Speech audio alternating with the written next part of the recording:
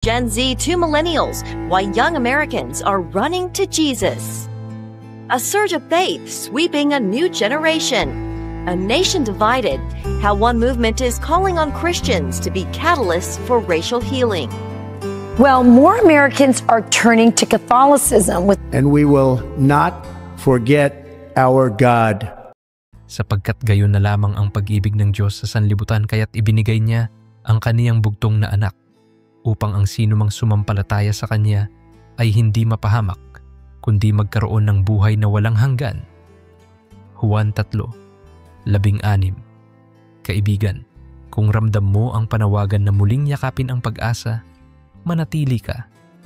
Dahil ang mensaheng ito ay para sa iyo, para sa bawat Amerikanong nagpapasyang bumalik sa puso ng pananampalataya at pumasok sa isang tunay at personal na ugnayan kay Jesus. Sa mga nakaraang taon, tila walang tigil ang unos sa lipunan ng Amerika. Pandemya, pagkalito sa politika, krisis sa kalusugang pangkaisipan, at pagkalunod sa ingay ng makabagong teknolohiya. Marami ang nakamit ang karangyaan ngunit naramdaman pa ring hungkag. Marami ang kumapit sa tagumpay ngunit hindi na maramdaman ang layunin. Subalit sa gitna ng lahat ng ito, palihim na sumisiklab ang alab ng espiritual na pagkagising. Parang sigaw ng uhaw na kaluluwa, muli nating nadirinig ang tanong, nasaan ang Diyos sa gitna ng lahat? At dito pumapasok ang napakagandang larawan ng alibughang anak sa Lucas 15. Katulad niya, ang Amerika ay lumayo. Inubos ang mana sa malayong lupa ng kasaganahan at kasiyahang pansamantala. Ngunit nang tikman ang kadustaan at kahungkagan, nagbalik din sa amang, nag-aabang pa rin ng bukas kamay. Nakalagay sa kasaysayan ng banal na kasulatan at sa kasalukuyang sandali ang paanyayang ito. Maaari kang bumalik sapagkat lagi kang hinihintay ng Ama. Sa Exodo, ang mga Israelita ay naglakbay ng 40 taon sa disyerto. May ulap sa umaga at haliging apoy sa gabi. Patunay na ang presensya ng Diyos ay sumasama sa mga taong handang maglakad ng may pananampalataya kahit hindi pa nakikita ang lupang pangako. Gaya ng mga Israelita, marahil nararamdaman ng maraming Amerikano ang paglalakbay sa tigang na kultura kung saan ang moralidad ay tila buhanging dumudulas mula sa palad. Ngunit sa bawat hakbang ng pangungulila, nagpapaalala si Yahweh, huwag kang matakot, ako'y sumasa iyo. Isayas 4:10.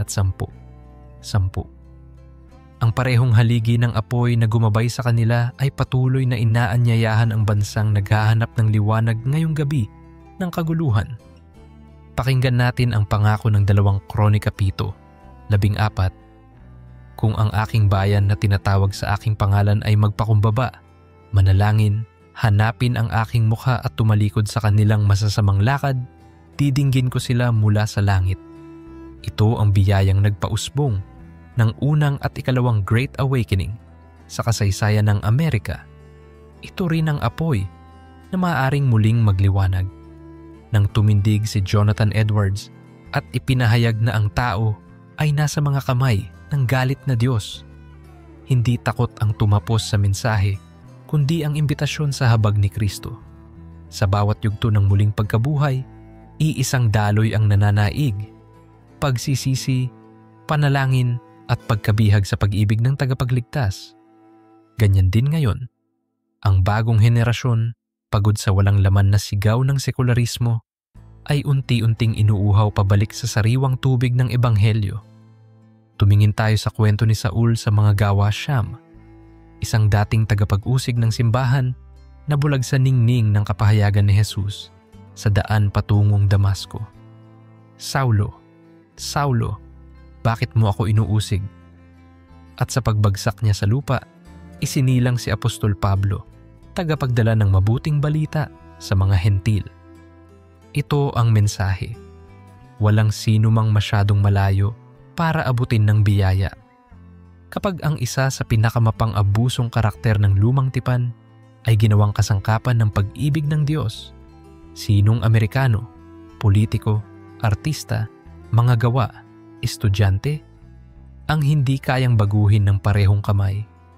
ang kalalayaang ipinagmamalaki ng bansa ay nagiging tunay na kaganapan lamang kapag ito'y nakaugat sa kalayaan mula sa kasalanan na iniaalok ni Kristo. Sa Mateo 14, nakita natin si Pedro na lumakad sa tubig. Habang nakatuon ang kaniyang mga mata kay Jesus, ang imposible ay naging posible. Ngunit nang tumingin siya sa malalaking alon, nagsimulang lumubog. Ang kwentong ito ay paalala sa lahat ng nakasandig sa pabagubagong ekonomiya at politika. Kapag ang tingin ay lumilihis mula kay Kristo, umaagos ang takot. Ngunit habang tumitingin tayo sa Kanya, ang himala ng katatagan ay nangyayari. Marahil kaya tumitindi ang sigaw ng mga komunidad Kristiyano sa Amerika, sapagkat sila'y muling tumititig sa Mesiyas sa gitna ng bagyong moral at natutuklasang hindi kailanman tinalikuran ni Jesus ang barkong kanilang sinasakyan. Naroon din si Maria Magdalena. 7 demonyo ang pinalayas, Lucas 8.2. Nakaluhod sa paanan ng krus, siya rin ang unang nakakita sa bakanting libingan kung paanong binago ni Jesus ang kaniyang duwag at madilim na nakaraan. Ginagawa niyang posibleng muling mabuo ang pagkakakilanlan ng sinumang nasugatan ng trauma at adiksyon. Ito ang narrative na tumutunog sa mga lungsod gaya ng Los Angeles at New York, kung saan kaliwat kanan ang mga testimonya ng dating nalulun sa droga, ngayoy tagapagpahayag na ng salita. Ang modernong kwento ng pagpapalaya sa adiksyon ay hindi hiwalay sa sinaunang kwento ng pagsagip. Ito'y magkaparehong pag-ibig, magkaparehong dugo, magkaparehong tagumpay ng muling pagkabuhay na kumikilos noon, ngayon at magpakailanman. Sumilip tayo sa kwento ni Josue at ng mga Israelita nang bumagsak ang mga pader ng Jericho, Josue 6. Sa paningin ng militar, katawa-tawa ang ikutin ang lungsod na may dalang trumpeta. Ngunit sa 7 araw, nang sumigaw ang bayan, gumuho ang mga hadlang. Gayon din ang kultura ng Amerika. Tila nakaharang ang matataas na pader ng relativismo at pagkakawatak-watak. Ngunit sa paghakbang ng sambayan ng Kristiyano, sa simpleng pagsunod, panalangin, pagsamba, katarungan at kabutihang loob, unti-unti ring magigiba ang mga muhon ng paghihiwalay.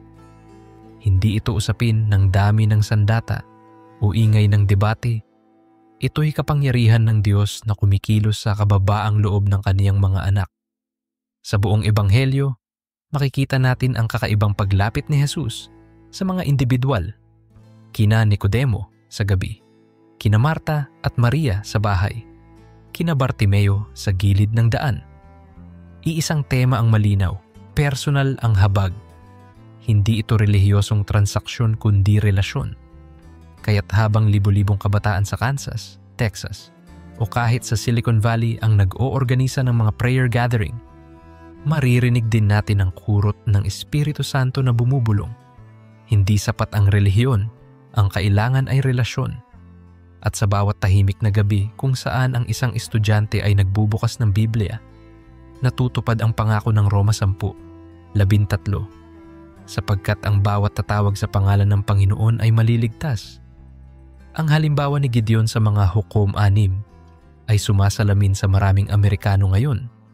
Takot, nagtatago sa pisaan ng ubas, ngunit tinawag ng Diyos, makapangyarihang mandirigma. Hinubad ni Gideon ang takot at naging kasangkapan upang iligtas ang Israel mula sa kamay ng mga Madianita. Ganyan din ang kabataan na minsang inakala ng lipunan na walang boses.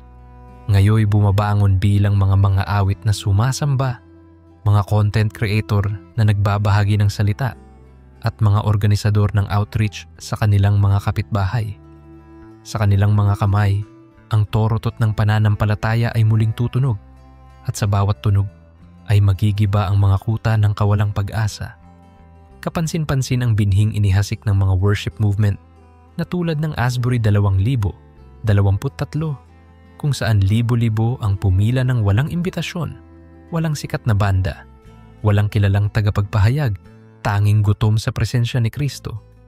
Ito'y tila salamin ng Joel 2:28. Ibubuhos ko ang aking espiritu sa lahat ng tao. Sa bawat luha na lumalapat sa altar, nagkakaroon ng bagong tagpuan ang langit at lupa. Ang mga batang profesional na hinubog ng corporate ladder ay biglang lumuluhod sa sahig ng ilang auditorium sa Kentucky. Nakakikilala na ang halaga ng buhay ay hindi sukatan ng KPI kundi ng presensyang bumabagabag at nagbabago ng puso. Hindi natin maikakaila ang pagkauhaw sa katotohanang lampas sa ideolohiya. Sa panahon ng walang tigil na algorithm, ginuguhit ni Jesus ang parehong tanong na ibinulong niya kay Pedro. Iniibig mo ba ako? Juan 21:17. Hindi niya tinanong kung gaano kalaki ang following ni Pedro, kung gaano karami ang likes, o kung gaano kadalas ang post. Ang tanong ay damdamin, hindi metrics. Relasyon, hindi performance. At sa sagot na, "Oo, Panginoon, alam mong iniibig kita," nag-utos si Jesus, "Pakainin mo ang aking mga tupa." Ito ang hamon sa mga Amerikanong muling nag-aalab ang puso. Ang ugnayan kay Kristo ay dapat magbunga ng pagmamalasakit sa kapwa, sa homeless sa mga lansangan ng Seattle, sa migranteng naghahanap ng bagong simula sa Texas, at sa kabataang naliligaw sa digital na disyerto. Hindi lihim na ang Amerika ay nilarawan bilang isang melting pot. Ngunit sa Efeso 2:14, sinasabi tungkol kay Kristo, "Sapagkat siya ang ating kapayapaan, kaniyang ginawang isa ang dalawa at iginiba ang pader na nagpahiwalay." Kapag ang simbahan ay nagsasaniblakas sa iba't ibang lahi, itim, puti, Latino, Asyano, katutubong Amerikano, ipinapakita nito ang kapangyarihan ng krus na pinagbubuklod ang dating magkakahiwalay. Sa mga tent meeting at citywide prayer walks, nasaksihan natin ang balikat sa balikat na pananalangin ng iba't ibang denominasyon. Ito'y kaganapan ng panalangin ng Panginoon sa Juan 17. Upang sila'y maging isa. Ang pagkakaisang ito ang magpapakita sa mundo na tunay ngang ipinadala ng Ama ang Anak. Tumingin tayo sa kwento ni Noe sa Genesis 6. Habang ang buong mundo ay abala sa kani-kaniyang buhay, tinig ng Diyos ang kumuha sa kaniyang pansin. Bumuo ng arka. Nakakatawa, imposibleng proyekto. Ngunit nang bumagsak ang ulan, ang arka ang naging tanging ligtas na lugar. Sa kontemporaneyong konteksto, ang arka ay hindi nagawa sa kahoy na gopher, kundi gawa sa buhay na patotoo ng mga sumasampalataya.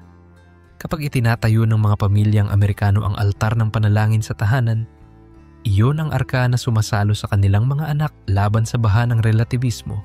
Kapag nagsasama-sama ang isang coffee shop Bible study, iyon ang arka sa gitna ng lungsod. At habang dumarami ang ganoong mga arka, umiigting ang kilusan ng muling pagkabuhay. Naalala rin natin si Eliseo at ang balong walang laman sa 2 araw at 4. Sa pag-uutos niyang manghiram ng maraming sisidlan at pagbuhos ng natitirang langis, dumami ang bawat patak hanggang mapuno lahat ng sisidlan. Ganyan din ang prinsipyo ng personal na relasyon kay Jesus. Isa lamang patak ng biyaya ang maaaring bumaha ng pagpapala. Kapag ang isang tatay sa Nebraska ay nagsimulang maglaan ng oras sa tahimik na panalangin tuwing madaling araw, maaari itong magpuno ng sisidlan ng buong pamilya. Kapag isang single mom sa Florida ang nagbubukas ng aklat ng awit upang palakasin ang loob sa gabi ng kalungkutan, hindi lamang siya kundi maging ang kaniyang mga anak ay nakakaranas ng tumatapong langis ng pag-asa. Ang mga nakayapak na paa ni Moises sa nasusunog na punong kahoy sa Exodo 3 ay nagtuturo sa atin kung paano harapin ang banal. Alisin mo ang iyong sandalyas sapagkat ang lupang iyong tinutungtungan ay banal. Marahil ito ang pinakamahalagang paalala sa Amerika. Upang maranasan ang personal na relasyon kay Kristo, kailangan nating alisin ang sapatos ng pagmamalaki, ng consumer mentality na nais lamang ang presensya ng Diyos para sa sariling pakinabang, at ang sapatos ng business na walang lugar para sa katahimikan. Kapag tumigil tayo, pipikit ang mata at kikilalanin na siya ay Diyos. Ang ordinaryong opisina, gym, classroom o backyard barbecue ay maaaring maging sagradong espasyo kung saan nagpapatuloy ang usapan ng langit at tao. Sa Lucas 24, 2 alagad ang nagiiyak sa daan patungong Emos. Hindi nila naunawaan ang krus, kaya't nalugmok ang pag-asa. Ngunit habang naglalakbay sila, sumama si Kristo, binuksan ang banal na kasulatan at nasabi nila, "Hindi ba nag-aalab ang ating puso habang siya'y nagsasalita sa daan?" Ganyan din kapag binubuksan natin ang Biblia sa gitna ng katahimikan. May apoy na muling sisiklab. At kapag ang apoy na yon ay nagsindi sa Virginia, sa Chicago, sa Hawaii, magkakaroon ng domino effect. Sa bawat buhay na binabantayan natin na tila naglalakad palayo sa Jerusalem, maaaring si Jesus ay palihim ng nakikilakbay, handang buksan ang mga mata nila sa katotohanan na siya ay buhay at makapangyarihan. Hindi natatapos ang kwento sa individual na karanasan. May panawagan tungo sa paglikha ng kultura ng langit. Sa Gawa 2, makikita ang unang simbahan, nakatuon sa aral ng mga apostol, sama-samang kumakain, nananalangin at nagbabahaginan ayon sa pangangailangan.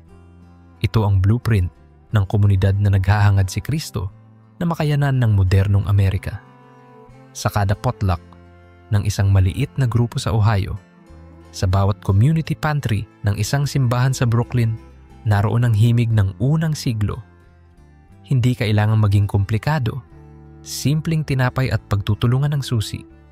Kapag nakita ng mundo ang radikal na kabutihang loob, mauunawaan nitong totoo ang pag-ibig na sinusundan natin. Kapag naunawaan natin ang Roma 12:2, huwag ninyong tularan ang takbo ng mundong ito, kundi magbago kayo sa pamamagitan ng pagbabago ng inyong isipan. Tatanggapin natin ang hamon na, sa gitna ng Hollywood at Wall Street, tayo'y mamuhay ng may bagong kaisipan. Hindi ito eskapismo, kundi misyon. Ang Kristiyanong profesional ay hindi aalis sa marketplace. Sa halip, magdadala siya ng integridad, gaya ni Daniel sa palasyo ng Babylonia. Ang estudyanteng taga-Harvard ay hindi lilisan sa akademya. Bagkus, magpapakita siya ng kahusayan na may kababaang loob. Itinuturing ang katalinuhan bilang regalong dapat ibalik sa Diyos at sa kapwa. Pagmuni-munihan din natin ang Hebreo 12, 1-2. Tatagan natin ang takbuhin na nakalatag sa atin, nakatuon ang paningin kay Jesus.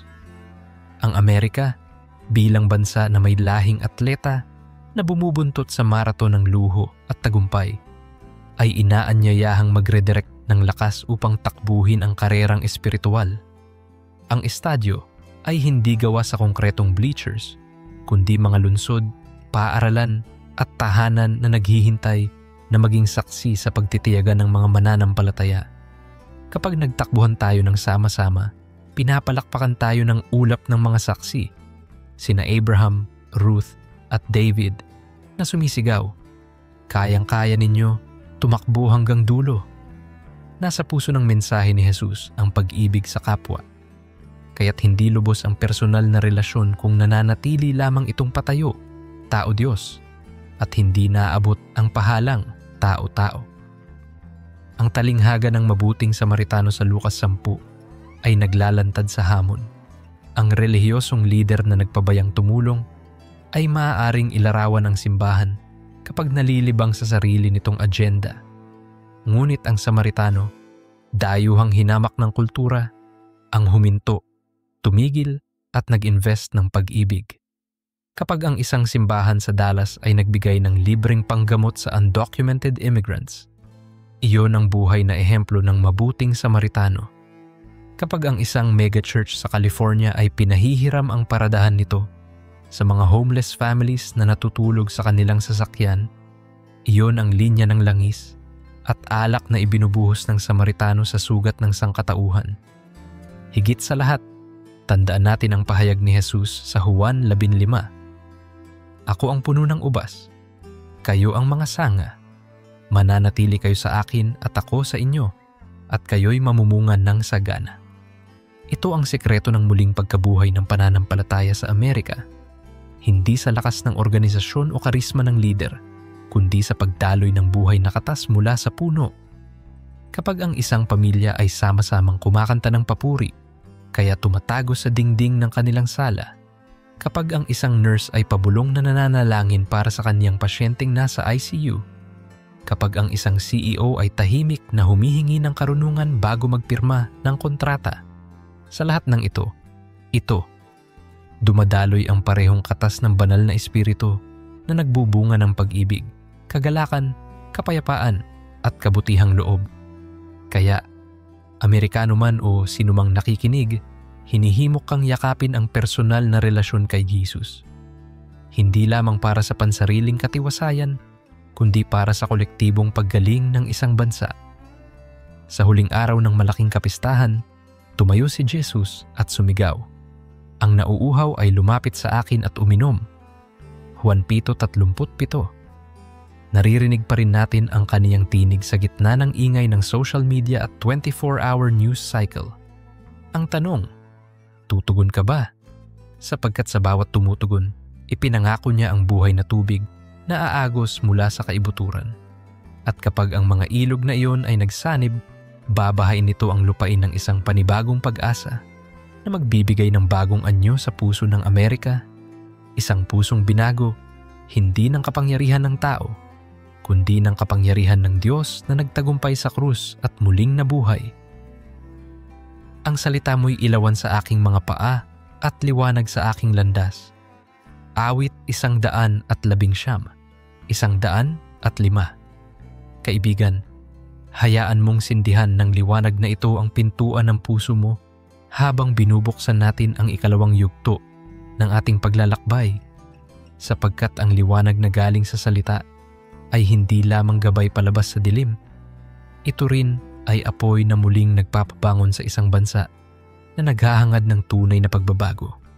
Sa pag-usad ng muling pagkabuhay ng pananampalataya sa Amerika, lumalalim ang tanong, pagkatapos magising ng puso, paano ito mananatiling naglalagablab? Dito pumapasok ang kwento ni Nehemias na bumalik sa Jerusalem upang itayo ang winasak na muog. Sinuklian niya ang pangungutya ni Sanballat at Tobias ng taimtim na panalangin at tapat na paggawa hanggang ang bawat tipak ng bato ay muling nagmistulang kuta ng pag-asa. Ganyan din ang hamon sa bagong henerasyon ng mga mananampalataya. Ang unang alab ng pagtanggap kay Jesus ay kailangang itugma sa matiyag ang pagtatayo sa mga pamilya, paaralan at lugar trabaho ng mga estrukturang nangangalaga sa apoy ng Espiritu. Kapag ang isang tatay sa Ohio ay paulit-uliting binubuo ang altar ng debosyon, kahit tila walang epekto, siya ay tulad ni Nehemias na naghahalik ng mortar sa pader ng lungsod. Maaaring hindi makita agad ang resulta, ngunit ang pundasyon ay nagiging hindi matitinag. Pagbabalik tanaw sa buhay ni David, bago maging hari, makikita nating siya'y tahimik na naglilingkod bilang pastol at manunugtog sa parang. Sa mga gabing siya lang at ang mga tupa, doon nahubog ang pusong ayon sa puso ng Diyos. Ang kwento niyang nagwagi kay Goliath ay bunga ng libu-libong sandaling lihim na pananambahan. Ito ang susi sa pangmatagalang pagbabago, mga tahimik na sandali ng pagsamba na hindi kailanman maririnig ng entertainment industry, ngunit naririnig ng langit. Kapag ang isang software engineer sa Seattle ay humihinto, sandali tuwing lunch break, apang magpasalamat kay Jesus, inilalagay niya ang batong pambato kay Goliath sa kanyang bulsa. Handa para sa araw na kailangan niyang harapin ang dambuhalang proyekto o moral na hamon. Sa isang hari 18, natunghayan natin si Elias na humamon sa mga propeta ni Baal sa bundok Carmel. Tila solo siyang nagtatanggol sa purong pagsamba, subalit sapat ang isang lalaking ganap na nakasandig sa Diyos upang bumagsak ang apoy mula sa langit. Gayon din, kapag ang isang guro sa Atlanta ay nagpasyang itaas ang katotohanan sa loob ng classroom, maaari niyang maramdaman na siya'y nag-iisa. Ngunit ang apoy ng katapatan ay nagbubukas ng pinto ng himala. Maaari itong maging simula ng cultural shift sa isang buong campus. Sinabi ng Galatia 6, "Siyam, huwag tayong magsawa sa paggawa ng mabuti, sapagkat sa takdang panahon, tayo'y aani kung hindi tayo magsisipang hina." Ang paninindigan ay maaaring mag-isa sa simula, subalit ang bungay masaganang pag-ani ng mga pusong manunumbalik. Alalahanin natin si Ruth, banyaga at balo na nag-alay ng simpleng panata. Kung saan ka naroroon, naroroon ako. Ang iyong Diyos, ang aking Diyos. Sa Amerika, dumarami ang mga migrante at refugees na naghahanap ng bagong tahanan. Kapag nakita nila ang presensya ng simbahan na bukas palad, tumutugon tayo sa kwento ni Ruth. Isinusulat natin muli ang narrative na ang dayuhan ay maaari ring maging instrumento sa pagtupad ng plano ng Diyos. Ang mga outreach na nag-aasikaso ng legal aid, libreng English classes, at pagkain ay nagiging parang bukid ni Boaz kung saan tinutugunan ng Panginoon ang pangangailangan at doon isinisilang ang bagong lahi ng kabutihan. Lumipat tayo sa aklat ni Daniel. Sa kabila ng utos na walang sinuman ang dapat manalangin maliban sa hari, nagbukas pa rin si Daniel ng bintana patungong Jerusalem upang sumamba ng 3 beses sa isang araw. Ang katapatan niyang ito ang nagdala sa kanya sa yungib ng mga leon at kalaunan sa karangalan ng hari. Sa mundo ng corporate America, maaaring may mga utak na leon sa anyo ng kompromiso at ganun hindi makatarungan. Ngunit ang disiplina ng panalangin ay nagiging kulang na kulungan ng ating takot. Ang banal na presensya ang siyang nagsasara ng bibig ng leon. Nang makita ng CEO ang imposible, isang empleyadong tapat ngunit matagumpay, mapipilitan siyang kilalanin ang kamay ng Diyos na makaliligtas. Isang kwento rin ng katapatan ang makikita kay Joseph na inalipin, ibinilanggo, ngunit kalaunan ay naging tagapamahala ng buong Ehipto. Ang kabanatang ito ay nagpapaalala na ang mga proseso ng Diyos ay kadalasan ay nakabalot sa mga panahon ng kahirapan. Kapag ang isang pamilya sa Detroit ay nawalan ng trabaho, maaaring maramdaman nilang binenta sila ng kanilang mga kapatid. Ngunit sa likod ng mga restructured loans at pang-araw-araw na pagsisikip ng sinturon, tinitipon ng Diyos ang kwento tungo sa mas mataas na layon, maaaring maging paraon ng solusyon sa food bank o susi ng bagong negosyo na magbibigay ng trabaho sa komunidad. Sinabi ni Joseph sa huli, "Ang inakala ninyong masama laban sa akin ay ginawang mabuti ng Diyos." Genesis 50:20. Dumako tayo kay Esther. Siya'y tahimik na nakatayo sa loob ng palasyo. Ngunit sa kalooban niya, umaling-aungaw ang mensaheng, "Nalagay ka marahil sa kalagayang ito, alang-alang sa panahong tulad nito." Maraming Amerikanong Kristiyano ngayon ang nakatayo sa strategic na posisyon. Social media managers, filmmakers, policy advisors, at maaaring magdalawang isip dahil sa takot sa backlash. Subalit kapag tinanggap natin na ang ating posisyon ay divine appointment, makikita natin ang pagkakataong sumigaw ng, "Kung mamatay ako, mamatay ako," para sa katuwiran. Ang resulta, isang bansa ang naililigtas mula sa haman ng modernong panahon, gaya ng kasinungalingan tungkol sa halaga ng buhay o puot na nagbubuklod sa lahi. Magbalik tanaw din tayo sa kwento ng pagpaparami ng tinapay at isda sa Juan 6. Isang batang lalaki lang ang may 5 tinapay at 2 isda.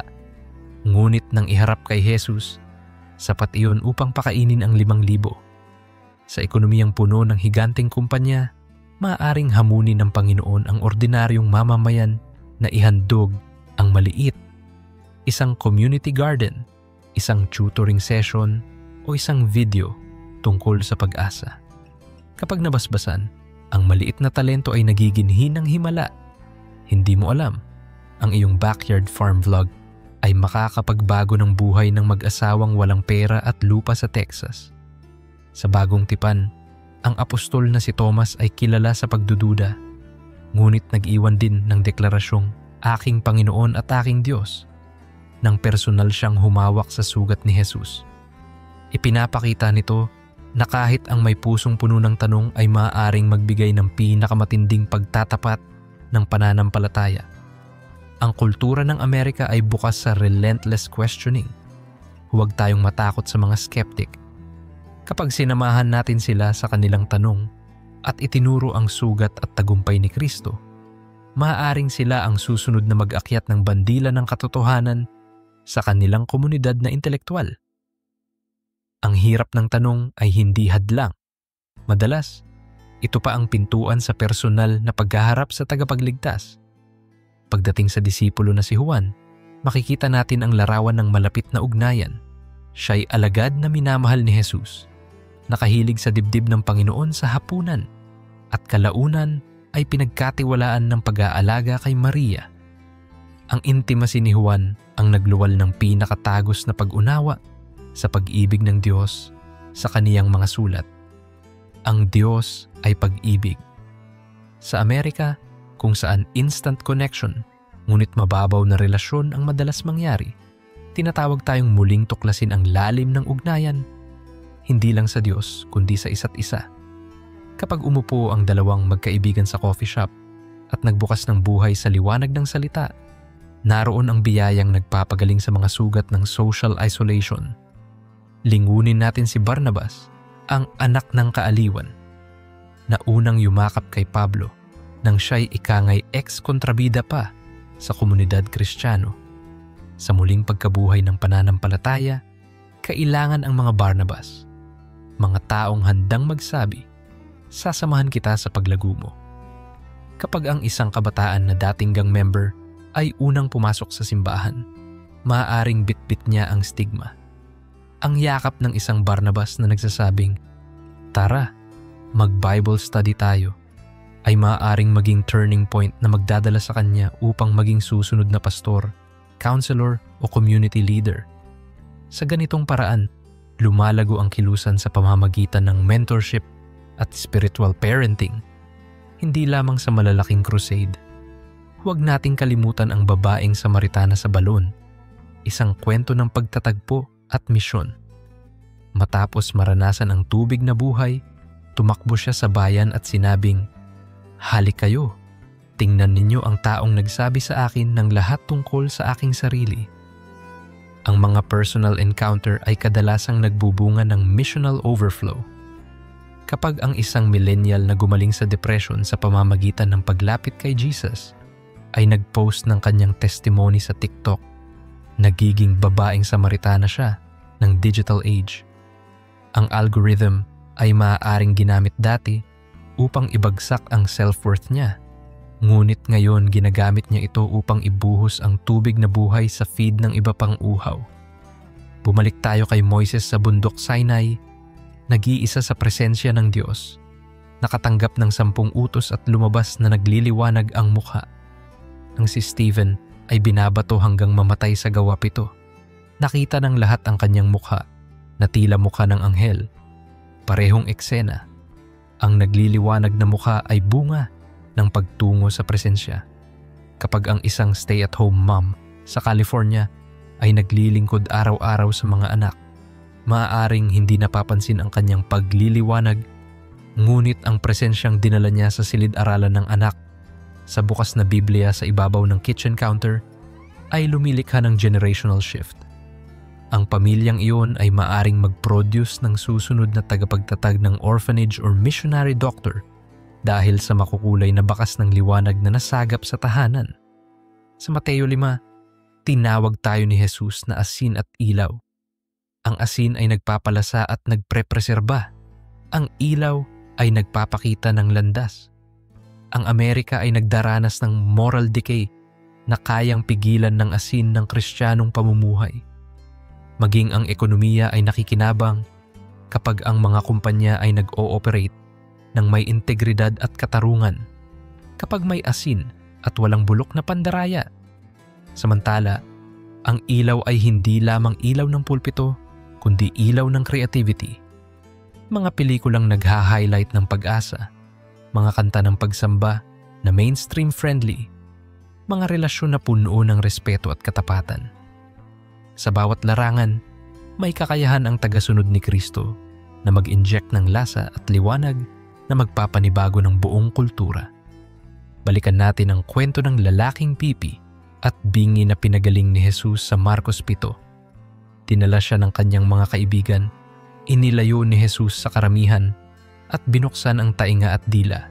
Sa sosyedad ng misinformation at noise, kailangang buksan ni Kristo ang ating tainga upang marinig ang katotohanan at buksan ang ating dila upang magsalita ng biyaya, hindi ng paninira. Kapag ang isang journalist sa Washington DC ay humihingi ng gabay bago sumulat, maaari niyang mailahad ang kwento na may integridad. Parang bumukas ang tainga at dila ng bayang nasanay na sa sensationalism.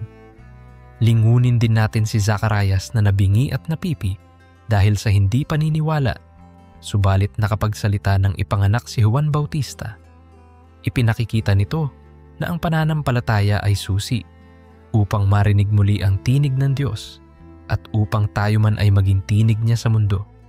Kapag ang isang komunidad Kristiyano ay nag-aalinlangan na kaya pa bang baguhin ng Diyos ang kanilang lungsod, maaring maging PPM sila sa pag-iingay ng mabuting balita.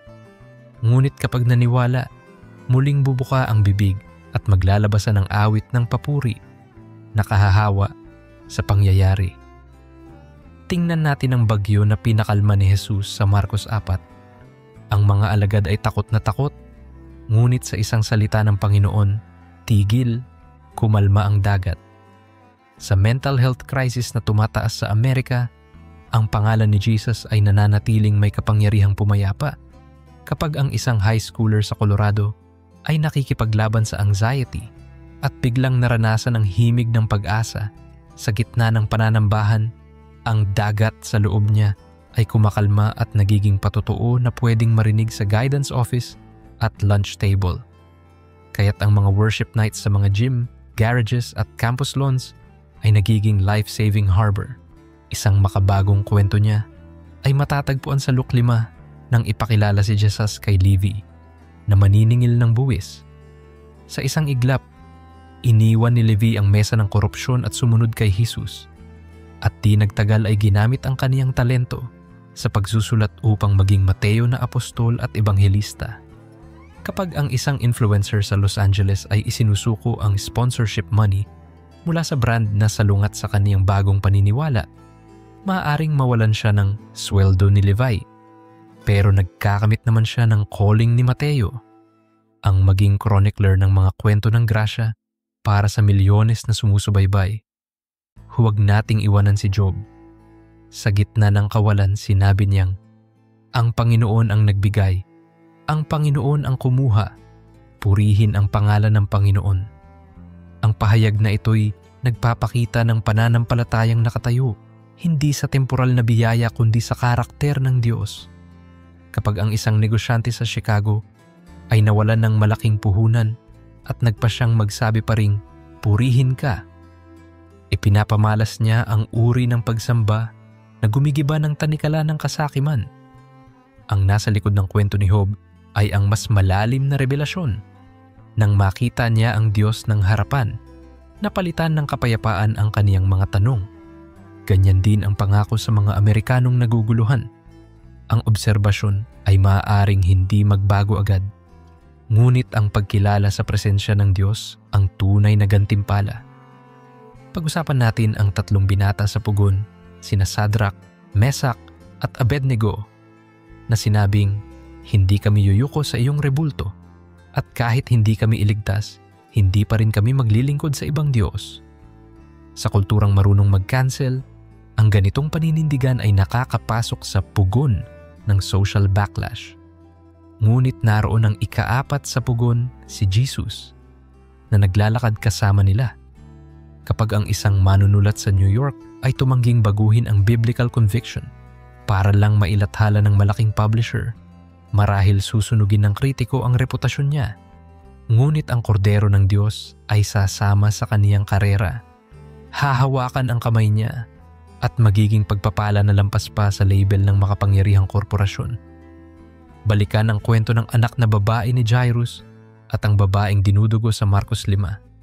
Habang patungo si Jesus upang pagalingin ang batang babae, huminto siya para sa isang walang pangalang babae na 12 taon nang naghihirap. Sa isang eksena, ipinapakita ni Jesus na walang sino man ang hindi mahalaga. Kapag ang megachurch sa Texas ay naglalaan ng oras sa isang homeless outreach, kahit na abala sa malaking conference, ginagaya nila ang paghinto ni Jesus. Ganito bumibilis ang tiktik ng milagro, hindi lang sa pulpito kundi sa gilid daan, sa waiting line ng DMV, sa drive-thru, kung saan nag-aabot ng simpleng "God bless you" ang barista. Lumapit naman tayo sa kwento ng pagpapatawad ni Jesus kay Pedro matapos siyang ikaila ng makaitlo. Sa Juan 21, 3 beses tinanong ni Jesus si Pedro, "Iniibig mo ba ako?" At sa bawat pagkakataon ay inilalagak niya ang misyon na, "Papakainin mo ang aking mga tupa." Sa Amerika, parami ang bumabalik sa simbahan na may bakas ng mga dating pagkakaila. Mga pastor na bumagsak sa kasalanan, mga pamilya na nasira ng diborsyo, mga kabataang lumayo sa pananampalataya. Ngunit sa likod ng bawat pagsisisi, naroon ang Diyos na nagbibigay ng bagong komisyon. Ang sugat ng nakaraan ay ginagawang pinsyuan upang maramdaman ng iba ang realidad ng biyaya. Hindi rin natin palalampasin ang kwento ni Habakuk na nagsabing, "Bagaman ang puno ng igos ay hindi namumunga, gayon may mag-aalab ako sa Panginoon." Ang radikal na pagpuri sa gitna ng kakulangan ay nagiging tugtog ng panibagong kultura. Kapag ang isang komunidad sa Louisiana ay nasalanta ng bagyo, ngunit itinaas pa rin ang awit ng pasasalamat, nagsisilbing martsa ng pag-asa ang kanilang kanta na naririnig ng buong bansa. Ipinapaalala na ang Diyos ay sapat kahit wala tayong kasaganaan. Puntahan natin si Felipe at ang eunuko sa Gawa 8. Sa isang sulyap, mukhang insidental ang paglapit ni Felipe sa karwaheng nagbabasa ng Isaias, ngunit iyon pala'y bahagi ng mas malaking plano ng Diyos sa pagkalat ng ebanghelyo sa Africa. Sa edad ng on-demand ride-sharing at flights, lagi tayong nasa daan. Baka ang katabi mo sa eroplano ay eunuko na naghihintay lang ng magpapaliwanag ng kasulatan. Kapag binuksan mo ang Biblia sa iyong phone at nagpatotoo, maaaring mapuno mo ang buong kontinente ng bagong kabihasnan pagdating ng panahon. Tingnan din natin si Haring Ezekias na nang harapin ng hukbo ni Sennacherib ay nag-layout ng liham ng banta sa harap ng templo at nanalangin. Hindi niya sinagot ang liham ng propaganda gamit ang sariling galing. Ibinigay niya ito sa Diyos. Sa social media wars, bago tayo mag-reply sa isang mapanirang comment, ilatag muna natin iyon sa harap ng Panginoon. Ang isang dasal na humahalik sa lupa ay mas malakas kaysa isang tweet na humahawa ng galit. Sa paggawa nito, maaari nating maranasan ang himala ni Isaiah 37 talata 36, kung saan isang anghel ang nag-alis ng taktika ng kaaway nang walang pagdanak ng ating sariling dugo. Ibalik natin ang mga mata sa parabola ng manghahasik. Iisa ang binhi, ngunit magkakaiba ang lupa. Sa Amerika, ang binhi ng ebanghelyo ay ipinalalaganap sa TV, podcast, livestream at sidewalk evangelism. Ang tanong ay palaging kalahati. Anong uri ng lupa ang puso ng nakikinig? Ang hakbang ng mga tagasunod ni Kristo ay hindi lamang maghasik ng maghasik. Kasama rito ang pag-aararo ng lupa, pagsasabit ng tayo'y totoo, magtaya ng panahon, relasyon at sakripisyo upang maging malambot ang puso ng komunidad. Kapag binisita mo ang isang inmate buwan-buwan at binasa ninyo ang Biblia, baka matapos ng ilang taon, lumago ang pinakamatabang lupa na magbubunga ng kapayapaan sa loob ng penitensyari. Naririto rin ang kwento ni Ananias na ipinadala upang ipanalangin si Saulo. Sino ba naman siya kumpara sa dakilang apostol na magiging si Pablo? Ngunit kung wala ang maliit na oo ni Ananias, maaaring iba ang direksyon ng misyon sa mga hentil. Sa modernong Amerika, baka ikaw ang Ananias sa isang Saulong CEO na bagong nakilala si Kristo sa rehab. Maaari kang matawag upang ipanalangin at i-disciple siya. Hindi malayong dumating ang araw na siya'y maging pangunahing financier ng global missions. Kaya't huwag maliitin ang simpleng pagsunod na mag-Bible study sa kapitbahay. Magbaling tayo kay Gideon muli, pero sa huling yugto kung saan hinugis ng Diyos ang hukbo niya patungong 300. Ang pagbabawas ng bilang ay parang pag-alis ng human credit. Kapag ang isang simbahan sa New Jersey ay nawalan ng karamihan sa volunteers, subalit nagpa siyang ituloy pa rin ang feeding program, maaaring isipin nilang imposibleng makakayanan. Ngunit kung aware sila sa Diyos na nagpaiwan ng 300, mauunawaan nilang mas ginigiliw ng Panginoon na Siya ang makatanggap ng papuri kaysa mag-shine ang tatak ng iglesia. Ngayon ay tingnan natin ang huling hapunan at ang paghuhugas ni Jesus ng paa ng mga alagad. Ang hari ng langit ay nag-anyong alipin. Kapag isang kilalang worship artist ang kusang nag-setup ng mga kable bago ang konsyerto, nagiging buhay na sermon siya ng kababaang loob. Ang tunay na muling pagkabuhay ay nakikita sa ligtas na pagtayo ng stage crew, sa pagbubuhat ng silya, sa pagkuha ng basura pagkatapos ng service, mga gawain na walang spotlight. Ngunit sa maliliit na kilos ding ito, bumubuo ang Diyos ng ekosistemang nakakainganyo sa luwalhati niya. Sa wakas, pakinggan natin ang pangako ng pahayag 21:5. Narito, ginagawa kong bago ang lahat ng bagay. Ang sukdulang pinatutunguhan ng muling pagkabuhay sa Amerika ay hindi lamang panandali ang trending. Itinuturo tayo nito sa pangwalang hanggang kaharian kung saan wala ng luha, kirot at gabi. Kapag ang isang teen sa Miami ay nag-surrender ng buhay kay Kristo, siya'y hindi lang nag-switch ng lifestyle. Siya ay sumali sa Cosmic Renovation Project. Ang kanyang pagpili ay bahagi ng dakilang tapestry na isa sa publiko ng Diyos sa huling araw bilang maluwalhating obra ng biyayang wagas. Sa liwanag ng lahat ng ito, kaibigang Amerikano at bawat pusong nakikinig, ang alok ni Jesus ay personal, communal at pangwalang hanggan. Ang tanong ay hindi na, maaari pa bang baguhin ng Diyos ang Amerika? Kundi, handa ka bang maging bahagi ng kwentong kaniyang isinusulat? Tulad ng sinabi ni Josue, piliin ninyo kung sino ang inyong paglilingkuran. Ngunit kami at ang aking sambahayan ay maglilingkod sa Panginoon. Ngayon sa karugtong na bahaging ito ng paglalakbay, inaanyayahan kitang pumili muli. Sapagkat sa bawat pusong pumipili kay Jesus, may bagong kabanata na isinusulat sa istorya ng isang bansang muling nag-aapoy sa pananampalataya. Kung ang Diyos ay kakampi natin, sino ang laban sa atin? Roma 8:31. Kaibigan, kung minsan pakiramdam mo ay nakikipagbuno ka sa hangin, pribadong laban sa pagkadismaya, sa tukso, sa kawalan ng layunin, panahon ng magising ang puso mo sa katotohanang may nananalo na sa digmaan, si Jesus. At ngayong patuloy na lumilikha ng alon ang espiritual na muling pagkabuhay sa Amerika, ikaw mismo ang tinatawag upang sumulong, sapagkat ang tagumpay ng langit ay nagnanais tumibay sa lupa ng iyong pang-araw-araw na buhay.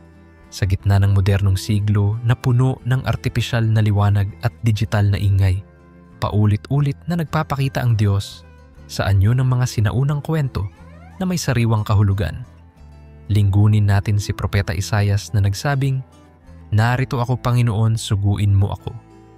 Isaias 6:8. Sa sandaling iyon, nakaharap ni Isaias ang kabanalan ng Diyos. Ang mga anghel ay sumisigaw ng banal, banal, banal, at sabay niyang nakita ang sarili niyang karumihan. Ngunit matapos hipuin ng mainit na baga ang kaniyang mga labi, tumayo siyang malinis at handang ipahayag ang mensahe. Gaya rin ng maraming Amerikanong nalugmok sa guilt at shame. Kapag hinayaan mong hipuin ka ng apoy ng Espiritu, hindi ka lang patatawarin. Bibigyan ka ng bagong lengguwahe ng pag-asa na ihahayag mo sa bawat sulok ng iyong komunidad.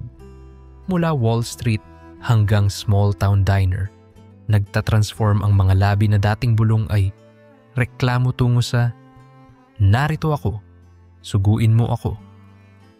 At sa bawat tugon, may panibagong apoy na kumakalat. Pag-usapan natin ang hatol at habag na nagtagpo sa kwento ng babae na nahuli sa pangangalun niya, Juan 8. Hinila siya ng mga relihiyoso sa harap ni Jesus, tangan ang mga bato. Ngunit yumuko si Jesus at nagsulat sa alikabok. Nang tumindig, tinanong niya, Sinong walang kasalanan ang unang bumato? Isa-isang binitiwan ng lahat ang kanilang bato. Sa panahong high definition ang bawat pagkakamali sa social media, marami ang nahuhusgahan at na-cancel. Subalit si Kristo ang sumasalo sa kahihiyan, bumubuo ng bagong pagkakakilanlan at nagsasabi ng parehong linya, humayo ka at huwag ka nang magkasala. Kung ang lakas ng cancel culture ay bato, ang biyayang ipinapakita ni Jesus ay lambat na kumakalinga. Habang pinipili ng mga simbahan sa Amerika na yakapin ang sinumang siniraan ng lipunan, maging ito'y celebrity na nabagsak o adik na bagong labas sa rehab, nakikita ng mundo ang ebidensya na may Diyos na mas malaki kaysa nagawa nating kasalanan. Bumaling tayo sa kwento ni Jonah na tumakas sa tawag ng Diyos patungong Nineveh. Sa wakas, nang iluwa siya ng malaking isda, tumindig siyang may mensaheng nagligtas sa isang imperyong natatakot sa darating na paghatol. Sa parehong paraan, may mga Amerikanong Kristiyano na tumakbo patungong Tarshish ng komportableng karera o consumer kroyalidad. Ngunit sa gitna ng corporate downsizing, broken relationships, o midlife crisis, parang tiyan ng isda, naririnig nila muli ang utos. Ipahayag mo ang aking salita. Kapag tumindig silang may amoy pa ng dagat ng kabiguan, mas tunay silang testamento na ang awa ng Diyos ay saklaw ang pinakamatigas na lungsod at puso. At tulad ng Nineveh, maaaring mag-ayuno ang buong komunidad, mula CEO hanggang intern, dahil may iisang Jonah na nagpakumbaba at nagsabing, tatayo ako para sa katuwiran. Tingnan natin si Eliya sa bundok ng Horeb, naghahanap ng Diyos sa bagyo, sa lindol, sa apoy. Ngunit natagpuan siya sa banayad na tinig. Sa bansang Amerika na sinasanay ang tenga, sa viral soundbite at breaking news alert, naroon pa rin ang Diyos sa still small voice. Kapag ang isang college student sa Boston ay nag-switch sa airplane mode, isinara ang laptop at pinakinggan ang tahimik na nananawagan sa loob, napagtatagbo sila ng kabanatang magbabago sa direksyong akademiko nila. Marahil mula pre-law patungong social work o mula tech startup patungong non-profit. Ang banayad na tinig ay hindi palaging komportable, ngunit ito ang nagbubuntis sa pinakamatapang na hakbang ng pananampalataya. Sumilip tayo sa Biyernes ng Krus at Linggo ng muling pagkabuhay. Noong Biyernes, tila natalo ang katotohanan, nakapako sa kahoy, dinurog ng sistema. Ngunit sa Linggo, winasak ng bukas na libingan ang lahat ng agenda ng impyerno. Ang pattern na ito ay nakaukit sa mismong himaymay ng muling pagkabuhay sa Amerika. Maraming simbahan ang dumaan sa Biyernes ng pagsasara dahil sa lockdown, sa Sabado ng katahimikan habang bumaba ang attendance. Ngunit ngayong Linggo ay lumilitaw ang mga bahay panalangin sa garahe, sa parke, sa online gaming lobby. Mga bagong anyo ng eklesia na hindi kayang pigilan ng pinto ng impyerno. Kapag ang isang athlete na na-injure at hindi na makabalik sa Pro League ay itinaas ang maputlang kamay para mag-lead ng Bible study sa Physical Therapy Center, iyon ay linggo ng pagkabuhay. Lumilipas ang alinlangan, tumitindig ang layunin. Balikan natin si Josue na tinawag upang manahin ang lupang pangako. Inutusan siyang paikutin ang kaban sa ilog Jordan. Nang sumadlak ang mga paa ng mga pari, humiwalay ang tubig. Ang pananampalatayang gumagalaw bago pa bumuka ang daan ay susi rin sa modernong Amerika. Kapag isang entrepreneur sa Silicon Valley ay nag-pray muna bago kumuha ng venture funding, maaaring mapaso siya sa unang pitch. Ngunit sa bawat pag-apak sa ilog ng kawalan ng kasiguruhan, biglang bumubuka ang landas ng pabor. Investor na hindi niya kilala, patent na pinabilis ang approval, partner na di inaasahan. Ang lupang pangako ng Diyos sa marketplace ay hinihintay lamang ang tapang ng paunang hakbang. Pagmulat natin sa kwento ni Maria at nakababatang kapatid na si Marta, Luke 10. Si Marta ay abala sa paghahanda. Si Maria ay nakaupo sa paanan ni Jesus. Sinabi ni Kristo, isang bagay lang ang kailangan. Sa kultura ng hustle, maaaring marinig ang Diyos na nagsasabing, mabuti ang iyong diligence, ngunit huwag mong ipagpalit ang presensya para sa performance. Kapag ang isang nurse na may double shift ay naglaan ng 5 minutong worship bago simula ng duty, nagiging Maria moment. Iyon na nagpapahaba ng pasensya sa 12 oras na bantay sa ER. Hindi kailangang huminto sa gawain, kailangan lang mauna ang presensya kaysa proyekto. Sa kwento ni Naaman, nakitungin. 2 hari 5, inutos ni Eliseo na lumusong siya ng 7 beses sa ilog Jordan.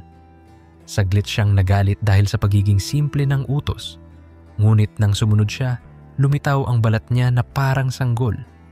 Maraming Amerikanong naghahanap ng sophisticated program para sa inner healing. Ngunit madalas nilalagay ng Diyos ang himala sa simple at paulit-ulit na obedience. Magpatawad sa kaibigang nanakit, mag-delete ng secret app, magsimba kahit walang pakiramdam, mag-tithe kahit gipit. Sa 7 paglubog ng puso, biglang puputi ang dating sugat ng pagkakasala at sisilang ang sariwang kabanata. Baliktanaw sa Hezekiel 37, lambak ng tuyong buto. Dinala ng Espiritu si propeta sa hukay ng mga kalansay at pinaprofetahan. Huminga kayo. Isa-isang kumabit ang buto, sumibol ang laman at pumasok ang hininga. Ganiyan iniaalok ng Diyos sa kulturang Amerikano na tila bangkay na ng pag-asa. Ang dating kilusang worship na natulog sa complacency. Ang dating kabataang ministry na hinigop ng porn addiction. Kapag ang leader ay tumayo at nagsabing, pakinggan ang salita ng Panginoon, kumakaluskos ang mga buto ng dating kailan lang, ay biktima ng overdose. Ngayon ay kabahagi ng praise team. Walang komunidad na masyadong patay sa harap ng utos ng Diyos na bumangon. Tingnan din natin ang palad ni Dorcas sa Gawa Siyam, isang babaeng mananahi na puno ng gawaing kawang-gawa. Nang siya'y namatay, nagluksa ang buong bayan papuntang bahay niya. Hawak-hawak ang mga damit na tinahi niya.